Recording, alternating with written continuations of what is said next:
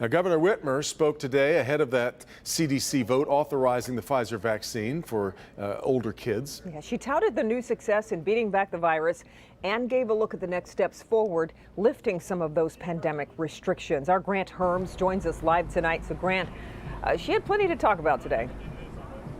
It was certainly a brawl. Ganners back into the offices to work. She also spoke directly to those who are still hesitant about getting their vaccines as we push towards herd immunity.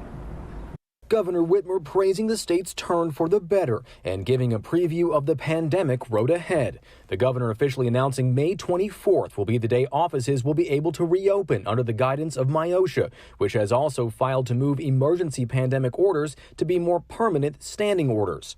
Whitmer also touting MDHHS's updated mask guidelines for those fully vaccinated. No more masks outside unless at an event with more than 100 people. Indoors, masks are still needed in stores and businesses. Masks are still an important tool to keep yourself and your family and the most vulnerable among us, especially indoors. It's how we keep people safe.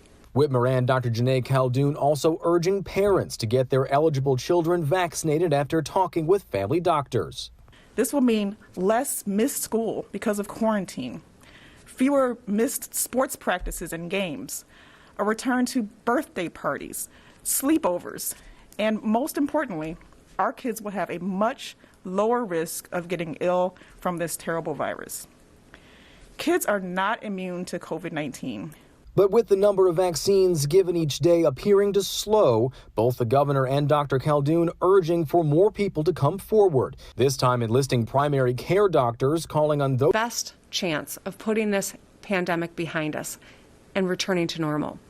They represent hope and healing. And if you want to learn more, I encourage you to talk to your family doctor and learn more about how the safe, effective vaccines can save your life and the lives of those you love.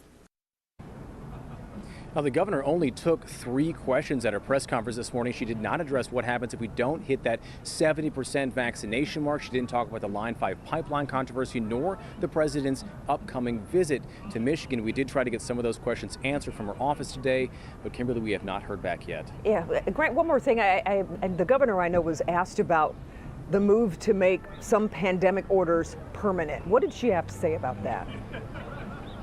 Well, that move was actually filed back in March by the Department of Labor. It would take the emergency pandemic orders and move them into the state's other category, which is permanent orders. They can be rescinded at any time. The governor said that MIOSHA and the Department of Labor are working on those. They said they want to get those right so folks can get back to work. Yeah. Back to Okay, you. Grant, thank you.